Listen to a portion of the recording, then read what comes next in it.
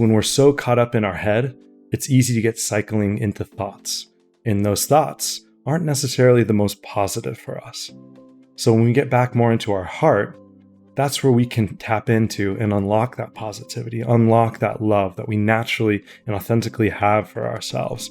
And we can pull that up into how we think, into how we talk to ourselves, into how we process things. And that can help shape our actions. Hi, and welcome to the Heart Leader Podcast, where our heart and our mind align. I'm your host, Lead Minister of Sui Vera, Amber, and I am joined by the amazing co-host, Minister of Sui Vera, Austin. And we are here to talk about this wonderful new book. And we're going to create some podcasts flowing through a book that we're going to be releasing called Silence the Inner Critic. And we're bringing this forward and talking about it over the next several of our podcasts because it's something that keeps coming forward. And it's something that we ourselves have navigated through on our journey. And it's not like it's a once and done for any of us, because that inner critic, that little voice that wants to pop up and tell us all of the things that we're doing wrong or that we're not doing well enough, it just always wants to come back. And so we want to break that down and start to really dive into it because it's such a huge component about how we interact in the world. So that's where we're going to start this whole flow right now. And if you're new to Sui Vera, and this is your first podcast that you're joining in with us, we want to tell you that we are a well-rounded community that has so much to offer. And what we're talking about now in this book is one component of that. But you can always head over to suivera.org and find a plethora of things to just really help you in your journey. We are all about doing religion differently, putting you at the center of your journey of faith. We welcome all faiths. We believe there are so many ways to find your way in this world, and love is really the core of all of those. So when we learn about love from one another and from all of these beautiful traditions that have been gifted to us, then we can really begin to explore ourselves, our communities, our world, and even our cosmos with that language of love. So in that, we want to talk first about how that inner critic can start to take that away from us, that journey of love, and turn it more into that journey of fear and not being enough and not being good enough. And I know we've talked about this in the past and in some past podcasts, and we've shared some personal stories about that. But one thing we haven't talked about, Austin, is how that inner critic can take away an opportunity to make a good first impression. Right. And that's what I want to focus on in this, because who knows, it might be a first impression that we're making on someone right now, someone who's never experienced one of our podcasts or doesn't know Amber and Austin. Mm-hmm. And so they're just getting to know us for the first time. Mm-hmm. So when we're talking about silencing an inner critic and we're talking about first impressions, when we're writing this book from personal experience, client experience, ministerial experience, what would you offer? Like, what would you tell someone sitting in front of you? Like, why does that matter? Well, I'm going to set a little context. Anyone who's part of Sui Vera and anyone who's maybe just exploring us for the first time will see that we're all about starting with self, not from a place of ego, but from a place of, hey, ourself is where we experience every single thing in our lives. So the reason why this is important is because when we start with ourself, we are bringing that harmony and that connection within ourselves. And then that can lead to outside of ourselves. When there's disharmony outside of ourselves and we allow that to interrupt what's going on inside, then it's no wonder that there's disharmony inside when there's as well. So first and foremost, I want to set that context because everything that we're going to be talking about through this podcast is going to be about the self and how we interact with ourselves, because this is one of our greatest educational opportunities, not only collectively, but individually, right? Like that's just something we don't learn in school, but we are the common denominator in every single thing we experience in this life. And so at that same level, we tend to be our own worst critic through that process. Yeah. We are tough on ourselves. We are always seeking something, or many of us are seeking something greater, or, we might have done something really great and then we tear ourselves down. And I know we've all experienced this in many different ways. And so starting here just seems to make a lot of sense. It creates that confidence. It really brings us more into our heart, because when we're so caught up in our head, it's easy to get cycling into thoughts. And those thoughts aren't necessarily the most positive for us. So when we get back more into our heart, that's where we can tap into and unlock that positivity, unlock that love that we naturally and authentically have for ourselves.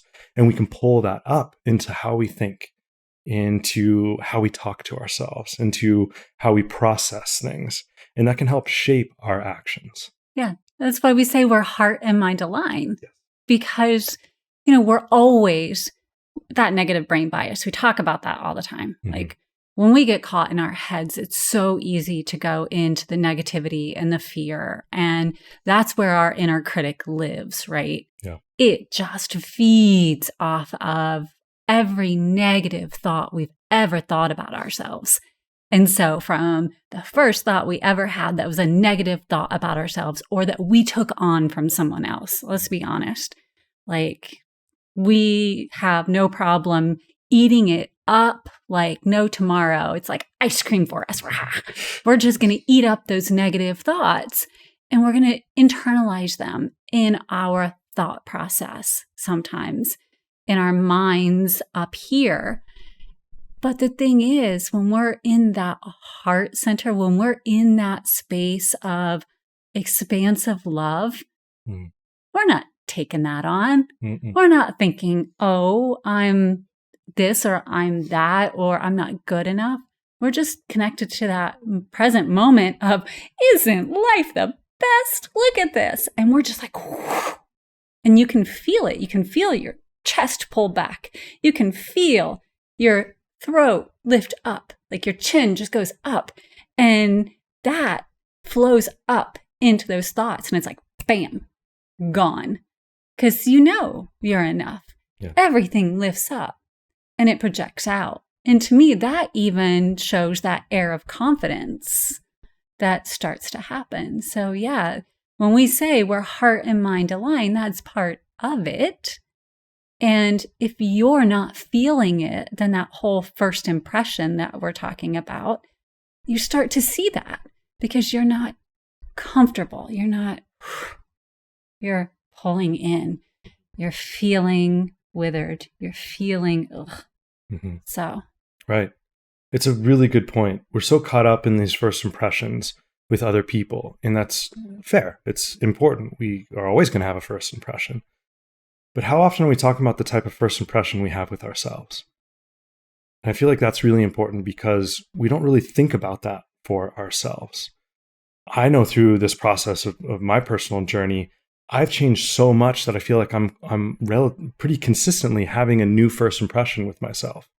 Taking that time to understand who I am, why I am, what I'm doing, and how I feel connected. And I feel like I get to kind of re-meet myself at a different capacity, at the next level.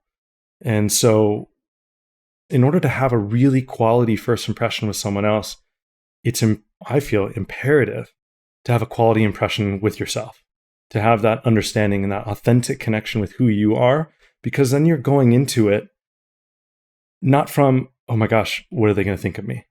Are they going to like me? Are they not going to like me? Is, all these things that we got caught up, and then we attempt to put on and most of the time it's an unconscious facade, right, where we're so worried about projecting who we think that person would want us to be. Yeah. When they may actually just truly love us. The greatest love they could experience is who we already are.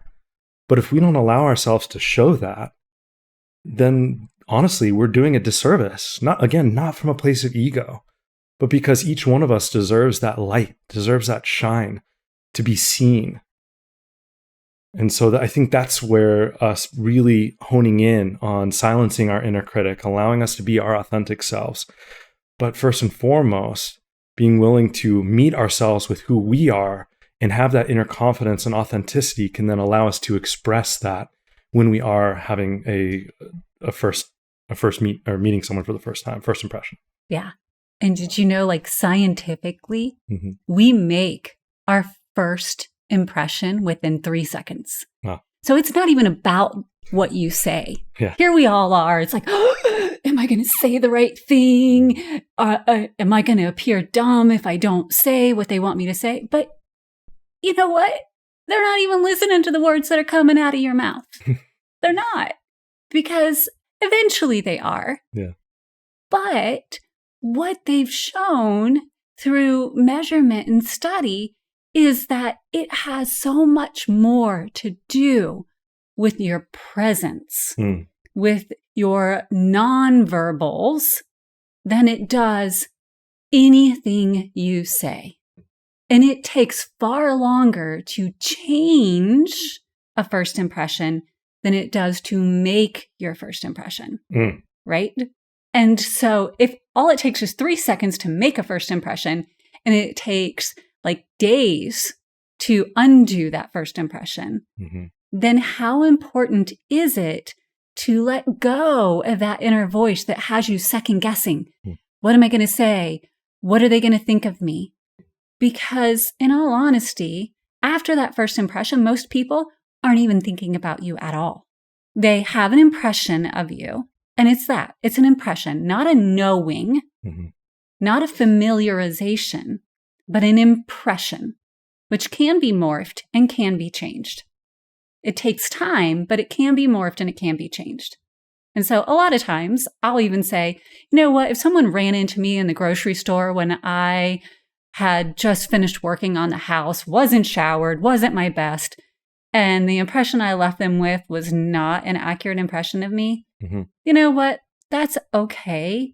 Because in all honesty, if it's somebody that I desire to spend my time with, which is very important to me, time is the one commodity in this world that I have a finite amount of.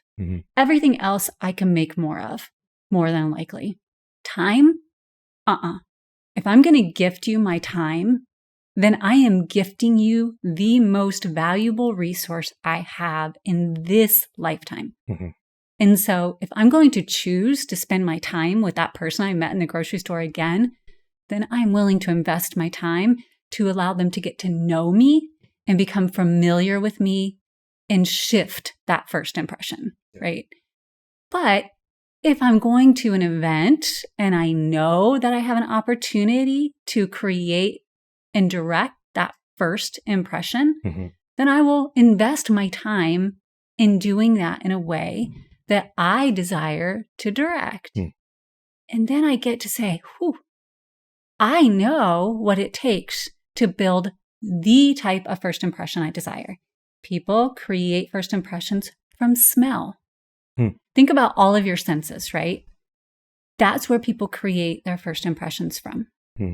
It's all of our senses. It has very little to do with the words that we say. It has a lot to do with our senses. And a lot of that comes from the energy that we project. And so if our inner critic is already running, but as we're getting ready for something, then we're already taking all of that and pulling the rug out from underneath of ourselves. I'm not good enough. I'm not worthy. People are not going to like me there. Why am I even going? Well, you're not then putting your best foot forward before you even walk through that door. Right? Yeah. I mean, it's really hard to be authentically confident from that space. Yeah. And people can tell. It takes time. It takes practice. It takes effort to hone these skills. And they are skills for a reason. It's because we haven't practiced a lot of us haven't practiced actually being who we are. And that's such a key aspect of it. And something I know that completely went over my head. I spent a lot of my life attempting to be who I thought everyone else wanted me to be. And so it's just, now I recognize how important it is, regardless, to just be me. I know not everyone's going to like me, and that's okay. It's fine. When you seek to be love, it's not necessarily about the return in the exact same way. And that's perfect. There's a lot of people in this world. We're not going to all exactly align at the exact same vibration and frequency and be, best. We're not all going to be best friends in that way. And that's okay. There's nothing wrong with that. And so we have to be willing to let go to some degree that someone may not like us for who we are. And that's fine. Yeah. You can still love them. You can still say, awesome, great. And maybe you just don't have to spend time with them and they don't have to spend time with you and everything's okay. Yeah. But I can see where falling into that pattern, it's only natural to want to fall into the negativity of it and be like, instead of focusing the time and energy on all the people in your life who do love you, it's easy to just say, okay, well, I've already got that in the bag. Yeah. And so now I need to focus on this person or this group of people who aren't accepting me for who I am, and I want to give them all my time so that I could fill in that void. But the truth is that's a void, and that's going to get us nowhere. And then what happens is all this that we have in the quote unquote in the bag, all these relationships start to fall away, or they start to falter, or something happens because we're not nurturing them. We're taking them for granted. And so that's why I love that you brought up this time, this resource that we have that is finite, that is our most valuable. And this is not a singular egoic approach. This is literally for everyone. Everyone has that same, time is that same value to every single person. Because no one is guaranteed any more time than the next person, right? Yeah, exactly. So that puts us all on the same playing field, regardless of how much time we've had prior. And so if we're willing to put that much effort into someone who doesn't care for us, why are we not willing to put that type of effort into ourselves, into loving ourselves, into caring for ourselves? And then as a byproduct, we can bring that care into those who do love us and are reciprocating that type of care and that type of connection. Well, then we're lifting each other up. And those who are not reciprocating will fall to the side. And there's nothing that either. Because you know what? Maybe they might shift and you might shift. And maybe those shifts might come together. And maybe there might be a friendship. Okay, well, at least it wasn't forced. At least it wasn't projected of one thing and then have an expectation of another. And then there's all this disappointment and all these negative things that really end up creating a false relationship in the first place. If there is something to gain from it and it's going to last, it needs to start from an authentic space of connection. Yes. But that authentic space of connection goes back to what you said, and that's getting to know yourself authentically. Yeah. And you talked about, sometimes the first impression is you and your own first impression. And that can also come from hey, it sounds weird, right? I'm making a first impression on myself. But sometimes that comes from entering into a new situation. And instead of how am I going to fit in based on the externals, it's redirecting and going, how am I going to show up authentically regardless of the externals? Yeah. And for the first time, I'm going to do that. I am not going to let what someone else or everyone else thinks of me determine how I'm going to show up here. I'm going to feel my own way through this. And that's my own first impression of me. And I navigated that. I've been through so many different careers in my life. And each time I was looking at, okay, how's everything going in this space? Okay, so this is how I morph into this situation. That's what you do in your careers, right? Observe, engage, and plug in based on that. And there's nothing wrong with that. There's nothing inherently wrong with that. But I lost out on so many opportunities to learn about me by doing that. And when I flipped that script, which is so much about what we're about here, like, look, there's so much inherent value in flipping the script every now and then. Because yes, we need to look at things from different perspectives and learn based on those different perspectives. Because if we constantly come at it from just one view, we're missing so much. And so that first impression of me came from looking at myself through different lenses. And I was like, well, that's interesting when I look at myself from inside in this space in a different way, not based on how someone else will perceive me, but based on how I'm perceiving myself when I behave this way. I either really like it or I really don't like it. Most of the time, there was no indifference. And then I grew and I grew and I even changed professions and I changed modalities. And it was an amazing opportunity for me to grow in my own conscious evolution. And I feel like it's a wonderful opportunity for us to, maybe it's not the right step for you, and that's okay. If you're truly enjoying the way your life is flowing, maybe this step isn't the step for you, and that's fine. Sure. But there are so many steps in silencing the inner critic. This might be one step that's a good step for you to grab a hold of and go, you know what? Yeah, maybe I'm going to flip the script here. And that's something I'm going to keep in the back of my mind is, all right, one tool I have is flip the script. We say that a lot in theater, acting, whatever. Flip the script. How can this come from a different angle? Yeah. So when you're engaged in your life, flip the script. What's it look like from a different view? I love that. And to me, that what you said is I'm flipping the script to I'm going to be confident and authentic in who I am, regardless of what's going on outside of me. That to me is like the recipe for presence. If you are seeking to build and create a presence for yourself, in which we've literally all met people where we have met them, and whether maybe they're a celebrity, maybe they're a next door neighbor. I mean, we've met, it's all walks of life. Different people in different ways have a presence, and it's palpable. And some people, it's like, you meet someone, you're just like, oh my gosh, like I could feel like the air is different.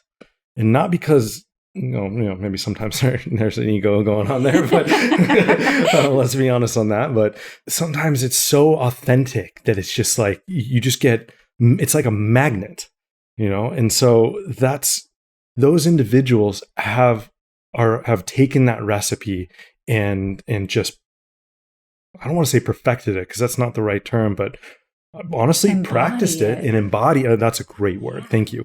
Embodied it. And it's because they are truly, maybe there might be other aspects in their lives that, they're still figuring out, as we all are. But at least with that, when it comes to presence, they are skilled, practiced in embodying exactly who they are. And they're not reliant on the externals to judge how that is. And so if your desire is to create a presence and to effectively present your presence, then this is that recipe, and it's beautiful and it's amazing. And honestly, I feel like you will have a completely different experience when you meet people, when you approach it, again, not from this egoic standpoint, but just from a authentic confidence of whatever goes on outside of me is not going to bother me because I'm confident with who I am, why I am, and where I am in my life. And that's what I'm going to bring forward. And so, because someone else wants to meet that, they want to connect in that. Because naturally, we want to help each other. We're a social species, right? And so, if you meet someone, that could be, from in many ways on purpose, right? And that person could be whether they're in your life for that moment or for a decade, they could completely transform your life. And there's a purpose for that. And so, when you can meet at that level and they can meet you at that level, who knows? Maybe that's what you're meant to grow together in that. But without you putting that effort in first, that will never happen. And that's why it's so important. Yes. And it doesn't mean that, once you're at that space, everything's going to go perfectly. Yes.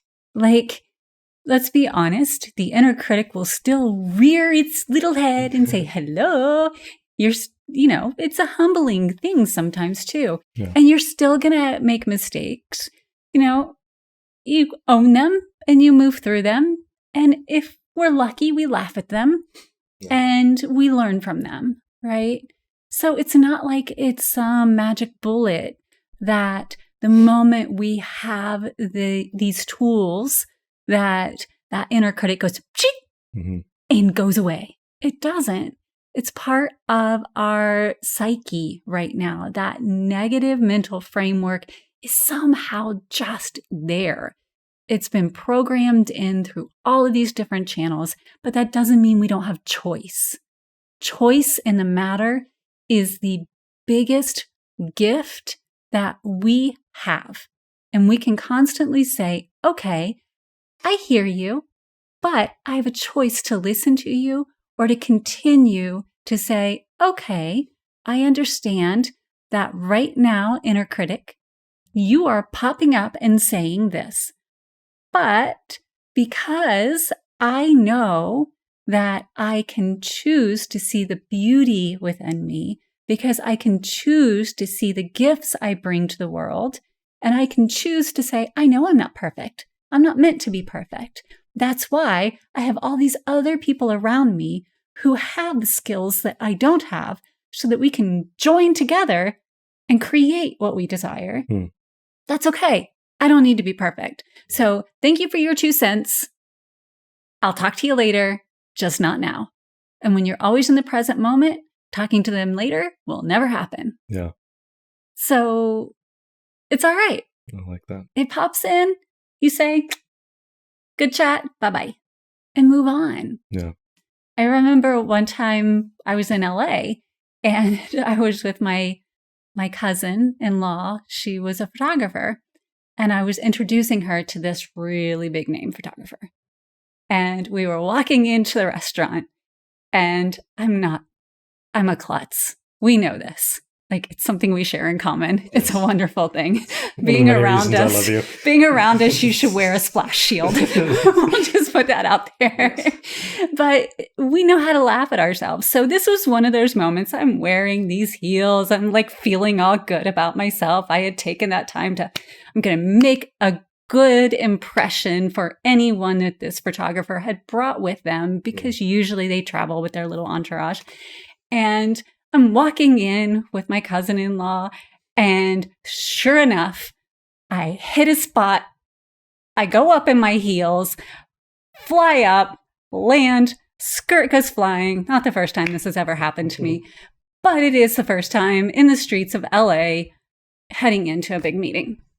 And I'm just sweet, sweet cousin-in-law. She looks at me and she's like mortified for me. I jump up, do a move, and I go, and I stuck the landing. And we both laugh, and I turn around, and there is the photographer with his entourage. And they are all just looking at me for a moment, wanting to make sure I'm okay. Yeah. And then they just bust out laughing. Yeah. It was the best first impression I could have made on them. Yeah. They loved it. But if I had laid on the ground, embarrassed, crying, all upset, and let my inner critic take over, then it could have been a completely different story. And I could have sabotaged my cousin-in-law's whole meeting. Instead, got up and we had the meeting. The rest is superfluous, but it was a wonderful opportunity for me to just own who I was. I know I'm a klutz. I know these things happen. I probably should have never worn heels. Like, that would have been the better decision. But the point is, I had a choice in that moment when I was laying on the sidewalk. Yeah. We all have choice. We all know who we are. We all can make choices leading into that, knowing who we are. And if we make a choice that lands us on our keister with a skirt over our head on the sidewalk, we have a choice in that moment too. Give in to our inner critic and be humiliated, or go, well, that just happened. Get up and keep moving through it. Right? I love that. Yes. Thank you. Thank you for sharing that. If I find myself in that situation, I might have to ask a few more questions, but yes. So will I. Yes. You have really nice legs, though. Let's be honest. It's so important, and it's relatable in many ways, for sure. I mean, we've all had some type of experience like that where a first meeting didn't go as we planned, and as you made it, like, it ended up being better than you could have planned because you allowed for that. You chose that option. And hey, you know what? Sometimes you could make that choice and someone's not going to receive it. That's going to be okay. Yeah. If you can walk away from it knowing you are your authentic self, then you know what? Maybe that just wasn't a relationship that was meant to be. Whatever that was, friendship, romantic, any of that type of situation. Yeah. And so sometimes we put so much stock in that. But one thing I maybe that might help for anyone listening is that you share with me is like we are so much more than one moment in our lives. We are so much more than one action. And if we're connecting with someone or seeking to connect with someone who isn't willing to understand us longer than that one impression, is that really where we want to spend our time? That's a question we have to start asking ourselves. That's about self-worth. We need to say, like, I'm worthy enough to not be controlled by someone who's only willing to give me a few moments of their life, of their time, of their 3 seconds, right? And nor am I defined by those 3 seconds in my life. Yes. And I think that's a key aspect. And that's what in some ways, if we allow it, the inner critic can kind of prey on. Yes. And so if we're unconscious behind the inner critic, then that's what it can do. It really will be a self-fulfilling prophecy in the negativity. But in the same regard, it can be in the positivity. So if we breathe intention, if we breathe purpose into that inner critic, then it can be a great ally. Yeah. Right? It's good. For us to have some type of pushback, right? Yes. We don't want to just be like, everything I do is great. Like, we're not going to get anywhere. Are you kidding me? No. So that's why it's called a practice. That's why it's called a tool. It's like, we have to learn how to craft it. We have to learn how to curate it. It is a part of who we are. And if we just are unconscious with it, then sometimes it may help us and sometimes it really won't. And most of the time, it might just really hurt us a lot of the time. Yeah. If we can pull back and bring awareness, purpose, and intention into it, and not let the inner critic overtake our voice. And when we say silence that inner critic, we're not saying to shut it up. We're saying that we are not controlled by it, that we are taking that time to step up and direct that critic to bring purpose into it. So if it's saying, hey, I don't feel worthy enough to be in this conversation or something like that, or maybe I'm not maybe this person won't like me. Well, as you said, flip that script or turn it around or shift it and say, no, you know what? I am worthy. And I want to bring the best of me into this, regardless of what this person desires to bring back to me, and see where that flows. And if they're willing to meet me at that, then man, we could have a really awesome experience in life. Yeah. And as we said, like, every person brings a different piece of the puzzle. Yes. Right? Beautiful. And so if we aren't our authentic selves, then how's anyone going to know what piece of the puzzle you're bringing to the table? Mm-hmm. So we have to take the time to understand, who are we and what do we bring? What do we desire to bring? Like, don't let somebody else tell you. They can give you hints. They can provide you with a framework, something for you to consider. But at the end of the day, it's up to each and every one of us to go deep within and say, what do I feel called to bring forward? And if we're constantly listening to everything outside and we're constantly listening to that inner critic and we're not coming from like this space within that has called to us, our hobbies may not be what we desire to do as a career. Because there are many of us who really just have hobbies that we love. And if we turned it into a career, then that destroys the passion that we have for our hobbies. Mm-hmm. But how then do we take what we do feel highly skilled and like we are meant to provide out into the world and bring that forward and keep our authentic self and not feel like we need to come home at the end of every day and wash off what we've contributed, right? So there's that balance that we need to find within ourselves. And we feed the inner critic when we do something that we loathe doing every day. And that doesn't mean that you rush out and you let go of a job that you hate. It means that maybe you find something that you truly enjoy in that job. And you find the passion and the purpose in that aspect of it. Because none of us are going to love everything about what we do. Like, there are things that we have to do that are not always going to be the most enjoyable. But if we can find that nugget of something that fulfills us in it, then we can take that and that can help us silence the inner critic that's going to feed off of the rest of us. Because we can always go, yeah, but I still get to contribute this. And it gives us a counter argument when that voice starts clicking in. Right. I love that. Shall we talk about the flow of this book and how we can assist individuals in helping us form it so we can help them through helping us? Yes. I love that. Yeah, absolutely. I mean, we're in the process of writing this, right? We're writing it together.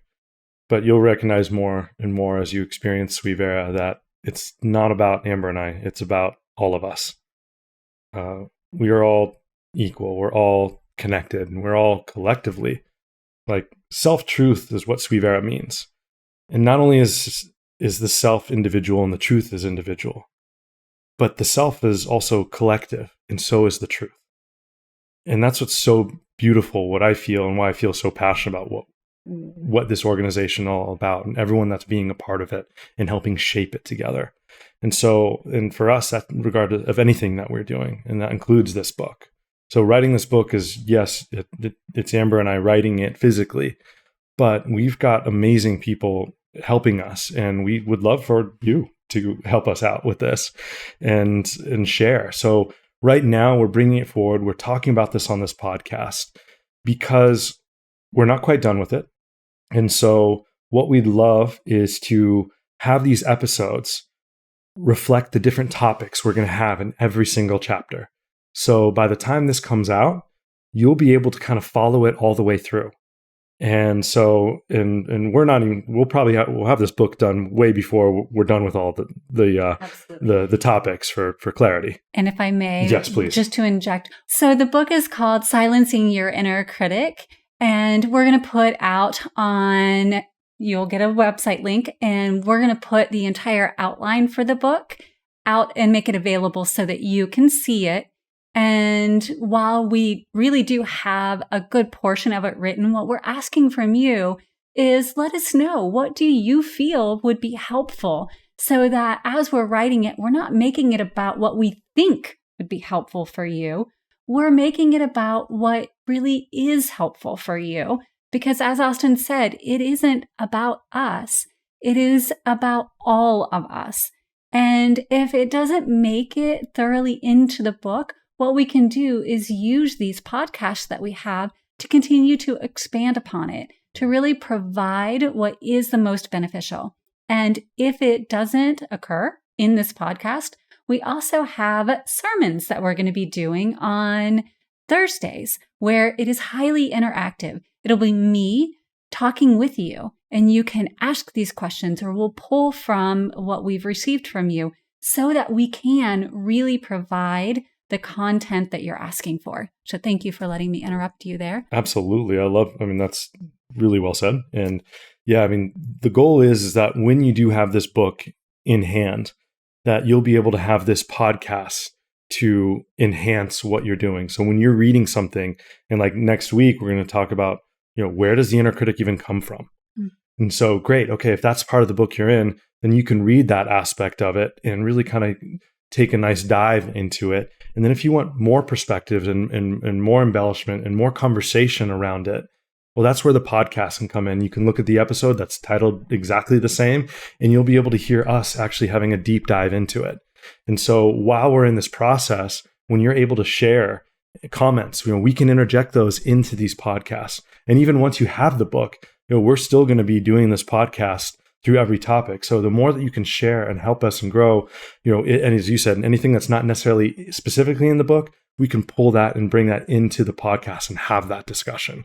And so that way it becomes immersive and interactive and connected in your experience. So you've got this book and you've got a guide and you've got a community all kind of working together, creating together. Yes.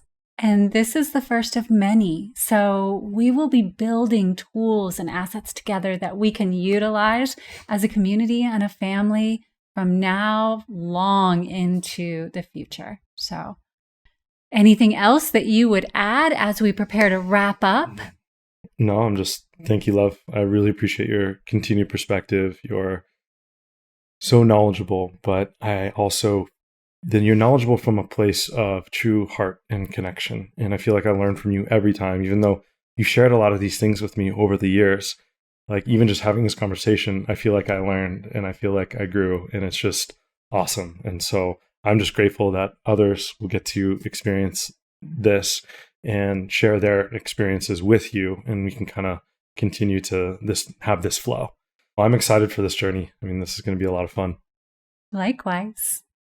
And remember, the strongest and best relationship that we build begins from within, because once we're stable within, then we reach out to all other things. We have to feel strong. Austin mentioned that in the beginning. So we're continuing to build this, and that's what creates the strong relationship that Austin and I have, the strong relationship that our community, Sweet Vera, has. We all know that from the inside, we have a strong foundation, and that allows us to reach out, and that is the flow. When we say we're doing religion differently, we are taking the time to build each individual from within so that we have that strong relationship and foundation from within to reach out and build that foundation in that community outside of self. Until next time, I'm your host, Amber, and I'm here with co-host Austin. And don't forget, if you click the link below, you can pre-order the book for 20% off, and you can take some time to explore all that Sweet Vera has to offer. We look forward to seeing you in the Sweet Vera community.